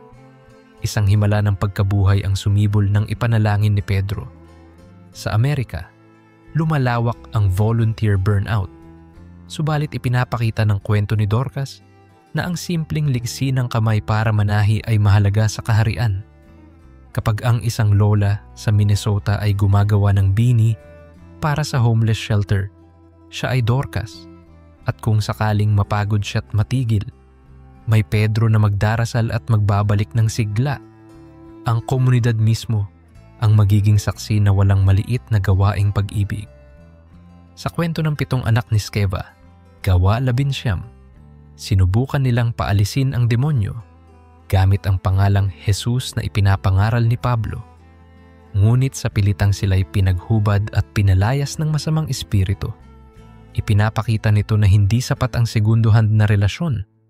Sa Amerika, maraming gumagaya sa Christian branding, verse sa bio, cross necklace, worship playlist, ngunit walang sariling relasyon kay Kristo. Kapag dumating ang unos ng depresyon o pangungutya, madaling mahubaran ang peke. Kaya't ang mensahe ni Jesus ay paulit-ulit, makilala mo ako ng personal. Kapag nangyari iyon, ang pangalan niya sa iyong labi ay may aktual na otoridad na nagpapakalma sa mga bagyo. Isipin si Haring Uzziah na nagsimulang maghari nang may karunungan ngunit nagkaroon ng kayabangan, pumasok sa templo at tinubuan ng ketong. Sa bilis ng social mobility sa Amerika, pwedeng mag-viral ang maliliit na content creator at maging overnight success. Ngunit ang kwento ni Uzziah ay babala. Kapag ang tagumpay ay pinagpalit sa kababaang loob, kapansanan ang ganting dumarating. Kaya't ipinapaalala ni Santiago 4:30, magpakumbaba kayo sa harapan ng Panginoon at itataas niya kayo. Sa tuwing kumikilos ang Diyos at biglang dumarami ang subscribers, ipinatutupad ng bayan ng Diyos ang rhythm ng pasasalamat at accountability para manatili ang puso sa ligtas na posture. Sa Exodo 17, nang labanan ng Israel ang Amalekita, kailangang nakataas ang kamay ni Moises. Kapag bumaba, natatalo sila. Kaya't inakyat ni Aaron at Hur ang bundok. at tinulungang panatilihin ang kaniyang mga kamay. Ito ang blueprint ng intercession. Habang ang spiritual battle sa Estados Unidos ay tumitindi, sa batas, sa campus, sa karapatang pantao, kailangan ng mga Aaron at Hur na magpasan sa Moises ng mga frontliner na pastor at counselor. Kapag may prayer chain na binubuo ng retirees, busy moms, at college gamers, pinakikinggan ng langit ang teamwork na yon at bumababa ang tagumpay sa kapatidang nasa ground zero. Isama rin natin si Haring Josias na muling nakadiskubre ng aklat ng kautusan at ipinagdiwang ang Paskua ng may luha ang pagsisisi. Sa modernong konteksto, maraming simbahan ang muling tuklas ang kabuuan ng Biblia, hindi lang paboritong verse. Kapag ang isang men's group sa Texas ay nag-decide na basahin ang Levitico at Deuteronomio, biglang namumulat sila sa social justice na talagang nakaugat sa panawagan ng Diyos sa kahabagan. Mula roon, nanganganak ang pantry projects, pro-life centers at trafficking rescue efforts sapagkat pag na-rediscover ang salita, laging may kilos na pagbabago. Muli nating silipin ang kwento ni Hana sa unang Samuel 1 na lumuha sa templo dahil walang anak. Sa desperasyon, nangako siyang iaalay ang bata sa Diyos. Nang ipanganak si Samuel, tinupad niya ang pangakong iyon at lumaki si Samuel na propeta. Sa Amerika, may umiiyak na Hana sa fertility clinic. May umiiyak na Hana na nag-aantay ng green card. May umiiyak na Hana na naghihintay ng sobriety ng asawa. Sa tuwing itinataya nila ang luha sa presensya ng Diyos at nagsasabing, "Kung bibigyan mo ako, iaalay ko." Humahabi ang Diyos ng generational impact na lampas sa personal na pangarap.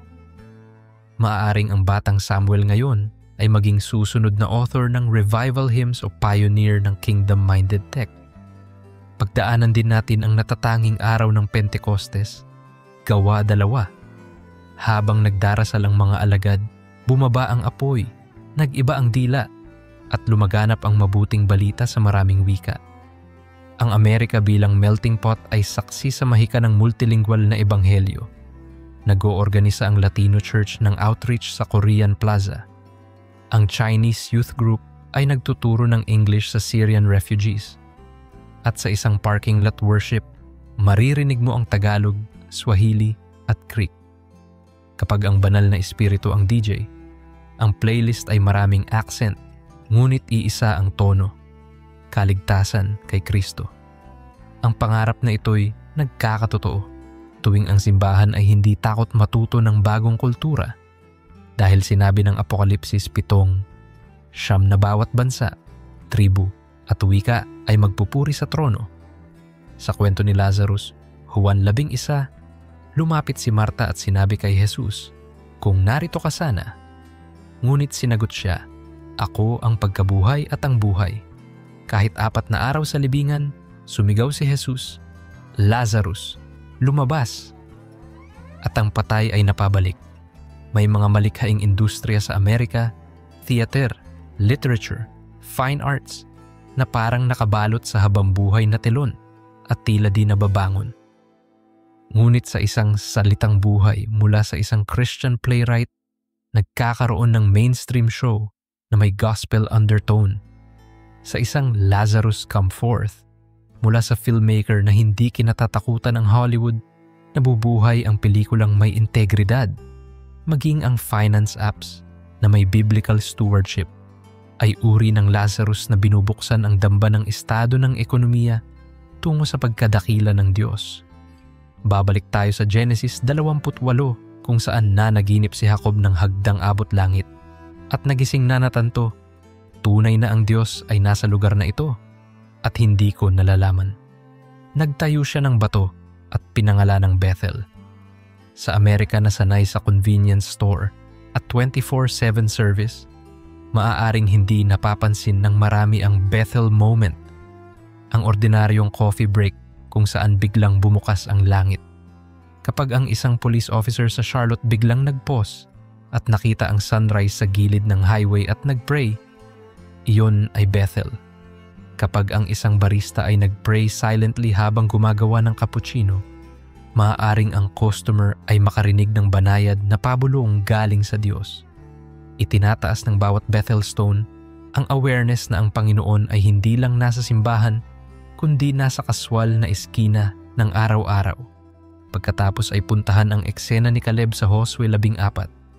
Sa edad 85, humiling pa rin siya ng bulubunduking lupain ng mga Anasita, mga higante roon, sapagkat aniya, nananatili pa rin ang lakas ko. Sa Amerika, may seniors na iniisip na laos na ang calling nila. Ngunit ang kwento ni Caleb ay sinasabi na habang may hininga, may laban. Kapag ang lolo sa Arizona ay nag-organisa ng Zoom prayer para sa young professionals, pinoproseso niya ang lupain ng mga higante ng anxiety at burnout. Ang kabuuang puhunan ng nakaraan ay nagiging kapital sa bagong digmaan ng modernong kaluluwa. Kasama ring mahalaga ang talinhaga ng talento sa Mateo 25. Ang isa ay nakatanggap ng 5 talento at dumoble. Ang isa ay nakatanggap ng 2 at gumawa rin ng 2. Ngunit ang isa na nakatanggap ng isa ay ibinaon ito sa lupa. Sa panahon ng stock market at crypto, madaling maging alipin ng takot na baka malugi. Ngunit ang panawagan pa rin ni Jesus ay risk-rooted in trust. Kapag ang isang single mom sa Chicago ay nagtrabaho ng side hustle para makapag-aral ng Bible College at nagsimulang magsulat ng Devo podcasts, iyon ang 5 talento na pinalalago. Ang pag-angat ng creative economy ng Kristiyanong content ay nakaugat sa katapatan na hindi nagtatago ng binigay ng Diyos sa hukay ng takot. Hindi mawawala ang kwento ng leproso sa Mateo 8 na lumapit at nagsabi, "Kung ibig mo, malilinis ako." Hinipo ni Jesus ang taong pinandidirihan at agad siyang gumaling. Sa kasalukuyang tensyon sa health disparities, may mga komunidad na pakiramdam nila ay ketongin. Walang access sa healthcare, walang boses sa gobyerno. Kapag ang isang Christian medtech startup ay nagtayo ng free telehealth sa rural Alabama, hinahawakan nila ang modernong ketong. Sa paghipo nilang iyon, agad ding nakakakita ang mga mata ng publiko na may Diyos na hindi nagsasantabi sa mahina, kundi yumuyuko upang hipuin ang sugatan. Pag-uusapan din natin ang karanasan ni Paul at Silas sa bilangguan, Gawa 16. Habang nakagapos, kumanta sila ng papuri hanggang yumugyog ang lupa at bumukas ang pintuan ng kulungan. Ang kanilang worship habang masakit at madilim ay lumikha ng aftershock na nagbukod sa jailer kasama ang pamilya nito papunta sa kaligtasan. Sa Amerika, may mga musikero at podcasters na nakapiit sa hospital bed o sa death trap. Ngunit kapag kumanta sila ng Amazing Grace, isang tagapagpakamatay na nakikinig sa hating gabi ang biglang maiiwas sa dulo ng tulay. Ang walang preno na papuri sa gitna ng hirap ay nagiging susi na nakakawala hindi lang sa mismong bihag, kundi sa buong sambahayang nakikinig. Huwag nating malimutan si Abram na tinawag pang ama ng maraming bansa kahit wala pa siyang anak. Ang pangako ay natupad sa edad 100. Ito ay paalala sa mga Amerikanong nag-aantay. Ang delay ay hindi denial. Kapag ang isang community church sa Nebraska ay 10 tao pa rin matapos 5 taon, marahil si Abraham ang pangalan ng kanilang journey, kailangang maniwala sa hindi nakikita. Kapag tumalima sila, lumabas ka sa tolda at tingnan ang bituin, biglang makikita nila ang posibilidad na ang maliit na Bible study ay maging training hub na magpapadala ng missionaries sa unreached people group sa susunod na dekada. Balik tayo kay Simon Pedro na naglakad sa tubig sa Mateo 14. Habang nakatingin kay Jesus, naging matatag ang tubig. Ngunit nang tumingin siya sa alon, lumubog. Sa corporate ladder, maraming Christian professionals sa Amerika ang nakadungaw sa promosyon, pero ang takot at comparison ay alon na bumubulabog. Ang tanging antidote ay tingnan si Kristo sa ibabaw ng KPI at quarterly report. Kapag nagdesisyon ng project manager na iprioridad pa rin ang prayer meeting kaysa overtime, nakakapaglakad siya sa pinakampin ng corporate oceans at nagiging proof na posible ang integridad at tagumpay. Isipin natin ang arkang bato ni Samuel na tinawag na Ebenezer. Ibig sabihin, hanggang dito, tinulungan tayo ng Panginoon. 1 Samuel 7:12. Sa yugto ng kanyang pamumuno, ibinagsak ng Diyos ang kulog at pag-ulan laban sa mga Filisteo. Kung nais nating mapanatili ang apoy ng muling pagkabuhay sa Amerika, mahalaga ang pagbangon ng maramihang Ebenezer. Kapag ang isang pamilya ay nagkabit ng simpleng kahoy na krus sa sala at sinabing, hanggang dito, tinulungan kami ng Panginoon, nagkakaroon ng landmark ang susunod na henerasyon. Ang bangko ng alaala ng kabutihan ng Diyos ay fuel ng hinaharap na pananampalataya. Sa huli, iangat natin ang paningin kay Hesukristo na Alpha at Omega. Ang buong kwento ng muling pagkabuhay sa Amerika ay hindi umiikot sa galing ng simbahan, kundi sa persona ng Kristo, ang kordero at ang leon, ang banal na dugo na bumabago ng lason ng kasalanan sa buhay na walang hanggan. Sa pag-ikot ng kamera sa YouTube content mo, maaaring nakita ng viewers ang mukha mo, pero ang tunay na bida ay siya. Kapag bumaba ang likes at views, hawakan mo pa rin ang Roma 1.19 na hindi ko ikinahihiya ang ebanghelyo, sapagkat ang salitang ipinapahayag mo ay dinamita ng Diyos. Sabog ang kadiliman, punit ang kadina, at itinataas ang watawat ng bagong umaga. Ngayong natapos natin ang 3 yugto ng ating paglalakbay, tandaan, ang pag-ibig ng Diyos ay patuloy na nagliligtas. Ang biyaya niya ay lumalawak at ang misyon niya ay hindi natitinag. Sa bawat talon ng puso mong naniniwala, may dagundong ng kalangitan na sumasang-ayon. Yes and Amen. Kaya't tumayo ka, huminga ng malalim, at yayain ang Amerika at ang buong mundo na muling umibig sa hari ng mga hari. Siya ang kasama natin. Sino ang laban sa atin? Ang Espiritu ng Panginoon ay sumasa akin, sapagkat hinirang niya ako upang ipangaral ang mabuting balita sa mga dukha. Lucas 4:18. Kaibigan, kung may pintig ka pa ng pag-asa, tandaan mong ang mismong Espiritu na bumaba kay Jesus ay kumakatok ngayon sa pintuan ng puso mo, nag-aanyaya sa iyo at sa buong Amerika na mamuhay sa ganap na layunin na kayang umuga sa lupa at magpaalab ng langit.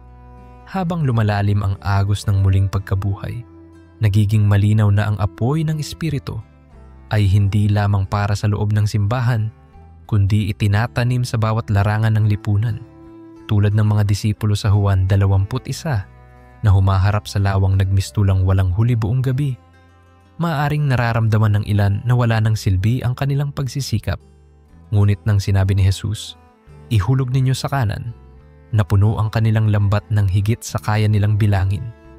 Ganiyan ang larawan ng mga negosyante sa Chicago na paulit-ulit nabibigo hanggang isang umagay manalangin at maramdaman ang banayad na utos ng Panginoon na baguhin ang paraan. Biglang dumarami ang sales at nagiging tulay upang tustusan ang feeding program sa kabila ng distrito. Ang lambat na puno ay patunay na kung susundin natin ang boses ni Jesus, ang himalay hindi lang personal na bonus, kundi pambansang testimonya. Ganito ring kapangyarihan ang gumalaw sa buhay ni Elisha at ng balong nag-aalala sa kanyang 2 anak na maaaring gawing alipin. Isang sisidlang langis lamang ang natira sa kanya, ngunit nang manghiram siya ng mga lalagyan at sinunod ang propeta, dumaloy ang langis hanggang wala ng paglagyan. Sa bawat pamilyang Amerikano na tila hirap sa bayarin, may paanyaya pa rin si Kristo na buksan ang pinto ng pananampalataya at ipahiram ang puso bilang lalagyan ng milagro. Kapag inimbitahan mo ang kapitbahay para sa simpleng prayer gathering at inialay mo ang huling oras mo sa linggo upang magbasa ng salita kasama sila, makikita mong nag-uumapaw ang langis ng kagalakan at pag-asa, kumukulay sa buong kuldesak at unti-unting nagpapabago ng kultura. Dumako tayo kay Moises sa bundok ng Pisga na tinanaw ang lupang pangako, ngunit hindi nakapasok. Sa unang tingin, parang kabiguan iyon, subalit mula sa pananaw ng langit, ang kanyang buhay ay naging tulay para sa buong lahi. Maraming Amerikanong tagapagtatag ng ministries o small groups ang maaaring hindi makatamasa ng bunga hanggang dulo. Ngunit bawat aral na itinanim nila ay sisibol sa mga susunod na henerasyon. Kapag ang isang guro sa inner city Los Angeles ay patuloy na nagbibigay ng libreng Bible club sa recess, kahit tila walang nakikinig, marahil balang araw ang isa sa mga batang iyon ay magiging mambabatas na maghuhubog ng batas na makatao. Sa kaharian walang nasasayang na sakripisyo. Ang bawat butil na inihasik ay itinatala sa scroll ng walang hanggan. Ibalik natin ang spotlight kay Deborah sa Hukom 4, isang hukom at propetang babae na tumindig sa panahon ng pambansang takot. Tinawag niya si Barak, umakyat sa bundok Tabor, at sa gitna ng ulan ay lumubog ang karwahe ng kaaway. Ang Amerika ngayon ay naguguluhan kung sino ang may tunay na liderato, ngunit binubuhay ng Diyos ang mga Deborah. Mga ina na nagdarasal sa likod bahay, young professionals na nilagyan ng karunungan, at lolo't lolang may payak na pananaw ngunit puspos ng espiritu. Kapag tumindig sila sa boardroom o sa PTA meeting at winika ang salita, nababaha ang karwahe ng puot at pag-aaway at napapalitan ng pag-asa at pagkakasundo. Sa bawat deklarasyong lumakad tayo, may daluyong ng espiritual na tagumpay na sumusunod. Tingnan din natin si Jeremiah na tinawag kahit kabataan pa, pinilit man niyang magsabing, "Bata pa po ako." Tugon ng Diyos, "Huwag mong sabihing bata ka, isusugo kita." Sa TikTok generation, may mga teenager na tumatanggap kay Jesus at nahihiyang magsalita. Ngunit ang parehong Diyos ay nagbubukas ng pinto ng impluensya. Kapag ang dalagang mahilig sa spoken word poetry ay nagpost ng tula tungkol sa kabutihan ng Diyos, maaaring makaligtas sa self-harm ang isang kaedad niyang nasa kabilang bansa. Ang kabataan na pinuno ng peer group noon ay nagiging modernong Jeremiah na nagbabantay sa pader laban sa kasinungalingan. Hawak din natin ang kwento ni Daniel na sa gitna ng 4 na kaharian ay nanatiling tapat at binigyan ng 3 beses na promosyon. Bawat hamon, diet test, interpretasyon ng panaginip, pugon ng politika, ay pagkakataong ipakita ang kaharian ng Diyos. Kapag ang isang Christian data scientist sa New York ay nag-refuse manipulahin ang figures para sa corporate gain, maaaring bumagsak ang brownie points, ngunit bubukas ang pinto ng respeto at panibagong posisyon kung saan ang katotohanan ay may platform. Si Daniel ay testamento na ang katalinuhan at kabanalan ay hindi magkaaway. Kapag pinagsama, nagkakaroon ng puwang para ang buong bansa ay ma-expose sa katapatan ng Diyos. Sumilip tayo kay Rahab, isang babaeng nasa sulok ng lipunan, ngunit nagkubli ng mga espiya at isinabit ang pulang tali. Sa Amerika, may marami pang Rahab, mga itinakwil ngunit iniligtas ng biyaya.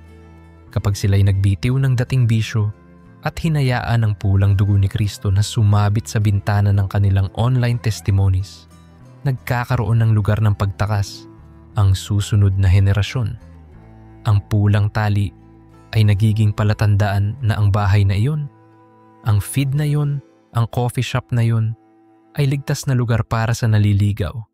At pagdating ng araw ng pagbagsak ng pader ng kahihiyan, sila ang unang lilikha ng bagong simula. Sapagkat ang lahi ni Rahab ay naging lahi din ni Kristo. Kung babalikan natin ang kwento ni Eutychus sa Gawa 20 na nakatulog sa bintana at nahulog mula 2 palapag, tila larawan ito ng isang kulturang napagod sa mahahabang sermon at nakatulog sa gitna ng katotohanan. Ngunit nang bumaba si Pablo at niyakap siya, bumalik ang buhay. Ang simbahan sa Amerika ay tinatawag na bumaba mula sa pulpito at yakapin ang mga kabataan na nakatulog sa gitna ng entertainment overload. Kapag isinaram mo ang PowerPoint at umupo ka sa sahig upang marinig ang kanilang struggle, nagkakaroon ng Eutychus moment. Bumabalik ang pulso, bumubukas ang mata, nagigising sa pangakong ang Diyos ay may puwang sa kanilang tunay na buhay. Isa pang tanawin, si Haring Jehoshaphat sa 2 Kronika 20 na hinarap ang napakalaking hukbo. Ang panlaban hindi espada kundi choir. Nang pumailan lang ang awit, nalito ang kaaway at sila ang nagpatayan.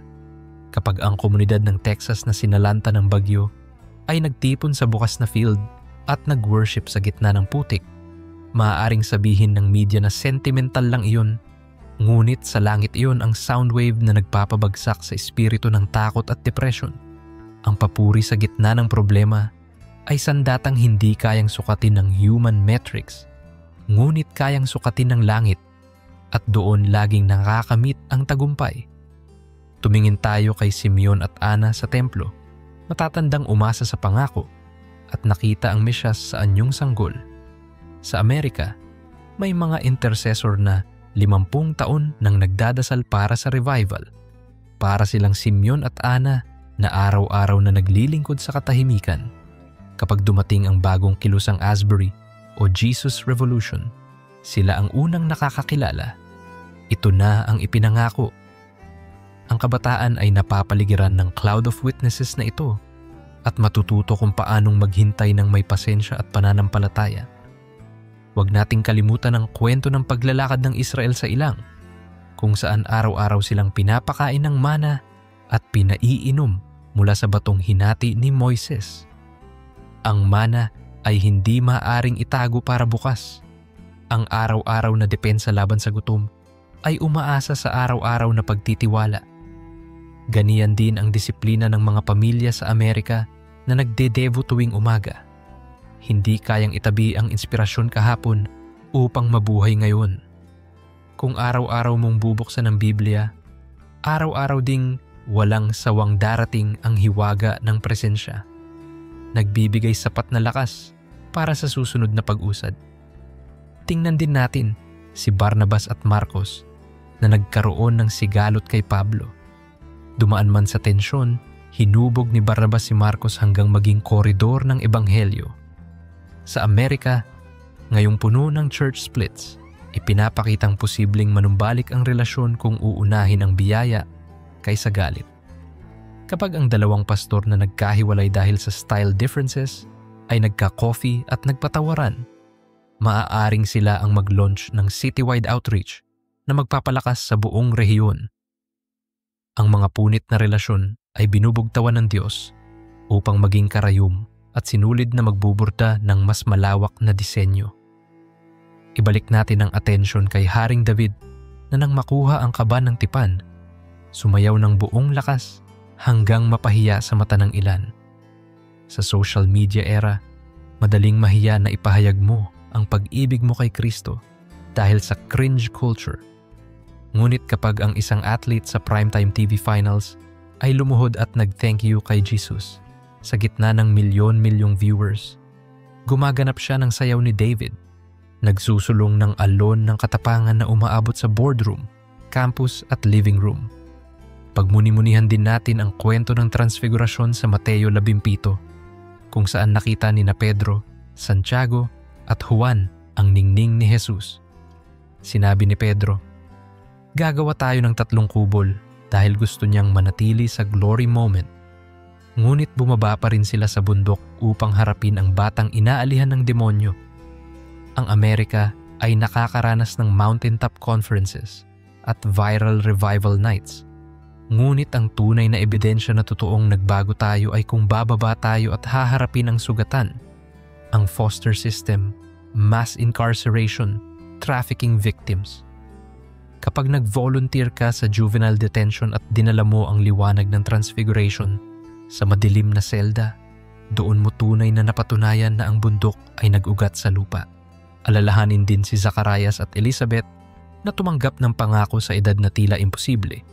At nanahimik si Zacarias hanggang ipanganak si Juan. Maaari ring gamitin ng Diyos ang panahon ng katahimikan upang humubog ng pananampalataya sa mga Amerikano na pakikiramdaman pa ang tawag. Ang businessman na hindi muna pinasasagot ng Diyos hanggat matutuo siyang makinig bago magpitik ng plan. Ang pangingilin ay di kailanman sayang. Sa loob ng sinapupunan ng katahimikan, lumalaki ang propetang maghahanda ng daan sa Panginoon. Dalhin din natin sa puso si Gideon na inalok ng tanda, hamog sa balahibo at tuyong paligid. at kabaliktaran kinabukasan. Hindi upang palayawin siya, kundi patatagin na ang himalay kontrolado ng Diyos. Maraming Amerikanong nag-aalinlangan at humihingi ng confirmation kung tutuloy sa missions o mag-quit sa compromising job. Ipinapakita ng Diyos na handa siyang magbigay ng tanda, ngunit nais niya ring magturo ng maturity na kahit walang tanda, maniniwala pa rin. Kapag nakatuklas tayo ng malakas na kaloob-loobang oo, kahit walang fleece, mas mabilis tayong makikita na ang digmaan ay kay Yahweh at tayo'y panalo na. Hindi mawawala ang dakilang tanaw ng Revelation 22, ilog ng tubig ng buhay at puno ng buhay na namumunga buwan-buwan. Ang dulo ng kwento ng Amerika ay hindi dapat ituring na gloom and doom, kundi lunsod na bagong Jerusalem. Kapag ang isang inner city pastor ay nagpapaint ng mural na nagpapakita ng ilog ng buhay sa pader na puro graffiti dati, nagiging visual na pahiwatig iyon na may mas maganda pang darating. Ang art, music at technology ng Kristiyano ay paunang sulyap ng hinaharap na lunsod kung saan ang kalye ay ginto at ang luha ay tuyo. At sa puso ng lahat, hindi natin makakalimutan ang piging ng tatay sa Lucas 15 nang bumalik ang alibughang anak. Patuloy pa ring tumatakbo ang ama patungo sa bawat Amerikanong nagkasala, nag-overdose, nag-i-fail, nag-deconstruct ng pananampalataya. Walang checklist, walang probationary period. May singsing, damit, sandalyas, at lechon na baka. Kapag naunawaan ito ng bawat tatay sa Amerika, mapapalitan ang absenteeism ng yakap at ang tahanan ay magiging unang simbahan na muling magpapalago sa lipunan. Kaya ngayon, habang naririnig mo ang mensaheng ito, isipin mong ikaw ay nasa eksena ng John 4, nakaharap sa balon. Nandoon si Jesus, nakahandang magbigay ng tubig na buhay. Ang tanong niya, ibig mo bang uminom? Kung oo, walang kapangyarihan ang kultura ng pagod at pagkawatak-watak, sapagkat sa bawat lagok mo ng presensya niya, tumitibok ang puso, hindi lang para sa sarili, kundi para sa kapitbahay, sa lungsod, sa buong bansa. At kapag nagsama-sama ang lahat ng oo, mula Alaska hanggang Florida, magiging ilog itong umaagos sa Grand Canyon ng sugat ng bansa. Pinupuno ang bitak at inihahanda tayong muli para sa panahon ng aning hindi na mapipigilan. Paghahandang sinalubong ng kalangitan na may dalawang salita. Mission accomplished. Narito ginagawa kong bago ang lahat ng bagay. Pahayag 21. 5. Kaibigan, kung naramdaman mo ng tila paulit-ulit na lang ang mga kwento tungkol sa muling pagkabuhay sa Amerika, tandaan mo, may sariwang pahina na ngayon ding sandali isinusulat ng Diyos at ikaw ang inaanyayahang maging tinta ng pag-asa sa bagong yugto ng kasaysayan. Tingnan mo si Jose na anak ni Jacob nang narinig niya ang panaginip ni Pharaon tungkol sa 7 matatabang baka at 7 mapapayat. Sa harap ng nakakatakot na tagutom, nasaksihan ng buong Ehipto ang kahabagan ng Diyos sa pamamagitan ng katalinuhan at katapatan ni Jose. Sa Amerika ngayon, habang nagbabaga ang usapin sa climate crisis at food insecurity, bumabangon ang modernong mga Jose, mga tagasunod na dalubhasa sa agricultural tech, energy conservation at circular economy. Kapag inilagay nila ang blueprint ng wisdom ni Yahweh sa patakaran ng gobyerno at negosyo, nagiging silong ang buong bansa laban sa gutom ng kinabukasan. Ang imbaka ng butil sa Genesis ay sumasalamin sa data centers na nagsisilbi ngayon para sa mapagkakatiwalaang pag-iimbak ng impormasyon at innovation, handang ipakain sa espiritu at katawan ng susunod na henerasyon.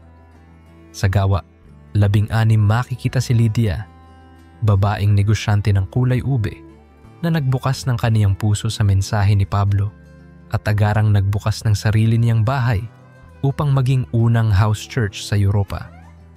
Sa henerasyong kumakapit sa remote work at home-based enterprises, dumadami ang mga Lydia na lumiliko mula profit-only mindset patungo sa kingdom hospitality. Kapag may graphic designer sa Seattle na ginawang studio at Bible study hub ang kaniyang sala tuwing Huwebes, nagaganap ang eksena sa baybayin ng Filipos nang walang palya. Ang simpleng pagpapaunlak ng kape at pagnakaw ng ilang minuto sa Zoom break apang magbasa ng salita ay nagbubukas ng sukat na lampas sa 4 na pader revival.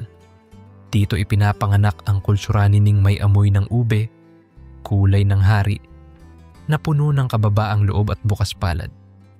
Balikan natin ang Propeta Amos, pastol na ginawang tagapagsalita laban sa kawalan ng katarungan. Habang dinadambong ng mayayaman ang mahihirap, nag-aklas ang tinig ng langit. Umuulan kayo ng awit, ngunit wala kayong awa. Hayaang umagos ang katarungan tulad ng masaganang tubig. Sa Estados Unidos kung saan trending ang social justice, ngunit minsang walang spiritual substance, muling bumabangon ang henerasyong Amos. Nakasuot pa rin ng cowboy boots o sneakers, ngunit tangan ang mapurol na tabak ng tinig. Pinatalas ito ng panalangin kapag ang isang influencer ay hindi lamang nagpo-post ng filter na advocacy, kundi talagay nag-aaral ng Mika 6 at 8 at inaakay ang mga follower niya sa aktual na pagbabantay sa rescue shelter. Naririnig ng kalye ang dagundong ng katarungan na sinabayan ng gospel at hindi naligaw sa kulturang hashtag. Huwag nating palampasin si Gideon sa huling tagpo nang nagkamali siyang gumawa ng ephod at muntik nang matisod ang bansa. Paalala ito na kahit sa tagumpay, may panganib ng pagliko sa sariling ambisyon. Sa edad ng viral Christianity at celebrity pastors, pinapaalalahanan ang buong kilusan na bantayan ang puso. Kapag ang worship leader sa Texas ay biglang sumikat sa Spotify at YouTube, kailangang iharap niya araw-araw sa Panginoon ang playlist ng motibo. Papuri ba sa sarili o sa may akda ng musika? Laliman ang ugat sa awit 115, Isa, hindi sa amin, O Panginoon, kundi sa iyo ang kaluwalhatian, upang hindi maging ephod ng pagkaligaw ang sariling merch table. Ngayon ay silipin natin si Mephiboset, paay pilay, ngunit iniahon ni David at pinaupo sa hapag ng hari. Ito ang larawan ng radikal na pagkakapantay-pantay sa Amerika, kung saan may nakakalat pa ring silyang walang upuan, para sa may kapansanan, para sa lahing-laging nasa margin, para sa senior na ninanakawan ng boses, tungkulin ng simbahan na humanap ng Mephiboset at magsabing, may mesasang nakalaan para sa iyo. Kapag ang conference center ay naglaan ng sign language interpreter at sensory room, hindi ito add-on kundi kaloob ng Diyos. Ang hapag ng biyaya ay nagiging mesa ng pagbabago, kung saan ang mga kwento ng guro sa wheelchair o ng batang autistic ay naging pambugso ng himig ng langit na nagsasabing, walang pader ang pag-ibig. Pag-usapan natin si Nehemias 8, kung saan nang basahin ni Ezra ang aklat ng batas. Umiyak ang bayan, ngunit sinagot sila, huwag kayong malumbay, sapagkat ang kagalakan ng Panginoon ang inyong kalakasan. Sa kulturang Amerikano na inaambag sa depression pandemic, ang kagalakan ay higit sa feel-good playlist. Ito'y espiritual na estratehiya. Kapag ang isang startup sa Silicon Valley ay nagpa-kick-off meeting sa pamamagitan ng testimonya ng grace, nagiging blueprint ng resilience ang kultura ng kumpanya. Hindi superficial positivity, kundi pusong binago ng Juan 15:11. Kagalakang hindi kinukurap ng breaking news. Ang sandata laban sa burnout at high-functioning angst. Muling dalhin sa eksena si Elijah na matapos talunin ang mga propeta ni Baal, ay nakulong sa kuweba ng pag-od at takot. Dito, pinakain siya ng anghel at pinahinga. Ang mensahe, kahit ang pinakasigasig na mandirigma ng Diyos, ay kailangang pahingahin. Sa Amerika, ang mga pastor at Christian creatives ay tinatawag ding mag-sabbatical, hindi bilang luksong tamad, kundi bilang pagsunod sa disenyo ng langit. Kapag ang CEO ng faith-based non-profit ay nag-announce ng Digital Detox Month para sa staff at donors, maaaring kabaliwan ito sa corporate lens, pero ito mismo ang wheat field na susunog upang maglatag ng mas malaking ani. Ang langit ay may lambak ng malambot na unan at naroon ang tinig na, "Mahaba pa ang lakbayin mo. Kain ka muna, tulog ka muna." Tumingin tayo sa 7 simbahan sa pahayag. Ephesus na nanlalamig sa unang pag-ibig, Pergamo na ibinahagi ang trono sa kompromiso, Tiyatira na nagbigay daan sa maling propesya, Sardis na may reputasyong buhay ngunit patay. Bawat lungsod sa Amerika ay maihahanay sa isa sa mga ito. Ngunit naroon din ang Smyrna na matapat sa gitna ng pag-usig at ang Philadelphia na may maliit na lakas ngunit malaking pintuan. Hamon sa bawat community. Anong liham ang isusulat ni Jesus sa Atlanta, Houston o Portland? Kapag ang body of Christ sa isang lungsod ay nagpasyang magsisi at muling sumandig sa tunay na liwanag, binubuksan ng Panginoon ang puting batong may bagong pangalan. Isang destiny na hindi makukuha ng statistics, kundi ng pusong handang magbagong anyo. Balik tanaw sa ikalawang pagbaba ni Pedro mula sa bubungan nang dalhin siya sa bahay ni Cornelio. Malinaw na itinumba ni Diyos ang pader ng lahi at relihiyosong pagtatangi. Sa modernong Amerika, ang tanong ay, handa ba tayong kainin ang kung anong dati nating tinuring na marumi? Kapag ang suburban church ay nakipag-potluck sa migrant congregation at nagturo ng mutual language classes, ginaganap nila ang Acts 10 sa real time. Ang platter ng adobo at tamales ay nagiging simbolo na ang ebanghelyo ay masarap sa lahat ng dila at may rifle na sugpuntong pantay ang lamesa. Silipin din natin si Priscilla at Aquila, tent makers na nagsanib kay Pablo at nagtuwid sa teolohiya ni Apolos. Sa Estados Unidos na hinahati ng misinformation, tumatawag ang Diyos ng mga Prisk Aquila, mag-asawang intelektual o barkadang creative na handang pakinggan, mag-fact check at magturo ng may pagpapakumbaba. Kapag ang young couple sa Washington DC ay nag-organisa ng webinar na naglalatag ng solid hermeneutics sa TikTok generation, pinapalitan nila ang ingay ng away sa social media ng tahimik na revolusyon ng malinaw na salita. Ang kapangyarihan ng pagtutuwid ay nakabalot sa pagkakaibigang hinabi ng pag-ibig. Doon sumisilang ang Apolos na magiging susi ng apologist movement bukas. Ngayon na may palalimin ang pagtingin kay Haring Ezekias na matapos humarap sa katakot-takot na liham ni Sennacherib, ay naglatag noon sa harap ng templo. Hindi niya sinagot ng press release o military parade, dinala niya sa altar. Sa Amerika na puno ng open letters at PR wars, dapat natutuhan ng mga mananampalataya ang sining ng paglalatag. Kapag ang crisis memo tungkol sa layoff ay inilatag ng HR manager sa prayer circle bago mag-announce, nauuna ang anghel sa boardroom. Kapag ang pamilya ay gumawa ng altar email bago magpadala ng counter-attack sa isang relasyon, pinaaalalahanan tayong it is finished. Bago pa simula ng meeting, ang taktika ng langit ay pagpapainit sa suliranin hanggang matunaw ito sa apoy ng panalangin. Samantala, makibalita tayo sa kwento ni Hannah at Samuel sa level 2. Nang ibalik na ni Hannah ang anak sa tabernakulo, si Eli ang nagkamali sa kaniyang mga anak, ngunit si Samuel ay nanatiling nakikinig sa Diyos. Sa modernong Amerika, kahit na may leader na bumagsak, may Samuel na nakaupo malapit sa ark, handang magsabi, "Magsalita ka, Panginoon, nakikinig ang iyong lingkod."